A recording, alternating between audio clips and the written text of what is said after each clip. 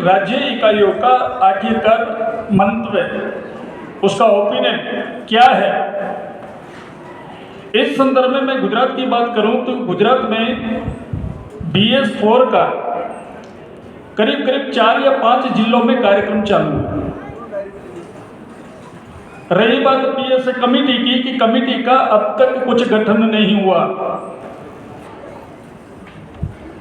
बाकी दूसरे सारे जो मुद्दे हैं इसमें आप अपना कुछ सजेशन विषय वस्तु को स्पष्ट करने के लिए,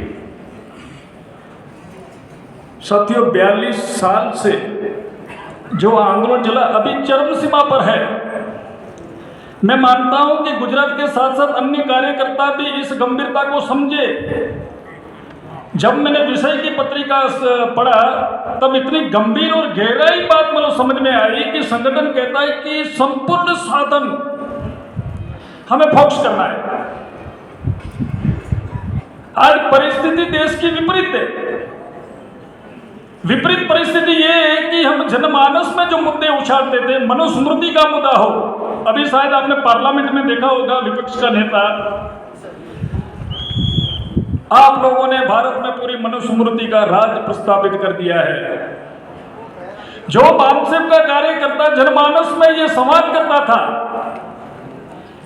कि एकलव्य का अंगूठा गुरु द्रोणाचार्य ने कैसे काटा,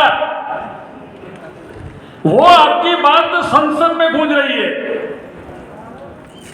मुद्दा कितना गंभीर है मालूम है कि आपने बोया उसकी फसल दुश्मन काट रहा है। जब तक वो फसल हमने लगाई हम ही को काटना होगा।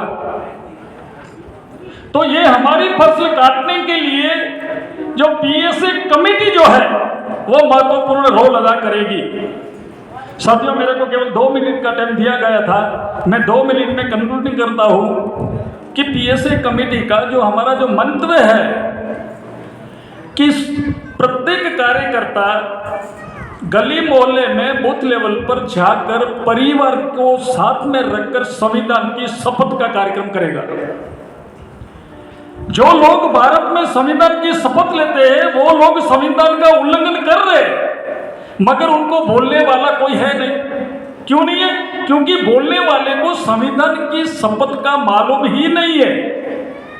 जन चेतना जन जागृति आएगी कि प्रत्येक परिवार, प्रत्येक नागरिक, प्रत्येक भारतीय नागरिक संविधान की शपथ ले। शपथ में संविधान का जो आमुख है वो पढ़े, वो भी PSA कार्यक्रम का एक अंग होना चाहिए।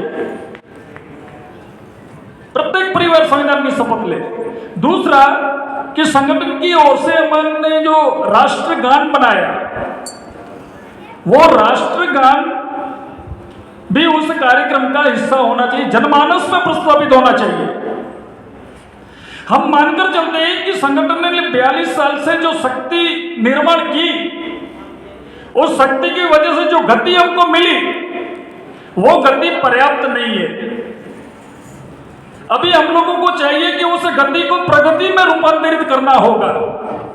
जब तक गति को हम लोग प्रगति में रूपांतरित नहीं करते तब तक ये हमारा कारोबार आगे बढ़ने वाला नहीं है। मैं समझता हूं कि संगठन की लीडिंग फंक्शनरी है, इन बात के ऊपर गंभीर है, इसके लिए ये गंभीर मुद्दे को हमारे बीच में रखा है। ज्यादा करके मैं यही कहना चाहता हूं कि अध्यक्ष महोदय जो भी हमको मार्गदर्शन देंगे या जो भी पॉलिसी बनाएंगे, हम कोशिश करेंगे कि हमारे गुजरात में PSA कमेटी बने, उस कमेटी में प्रत्येक जाति समुदाय का प्रतिनिधित्व हो, SC ST OBC और माइनॉरिटी का। वो कमेटी प्रत्येक जिले में हो, जिले से रूपांतरित करके तहसील में आए।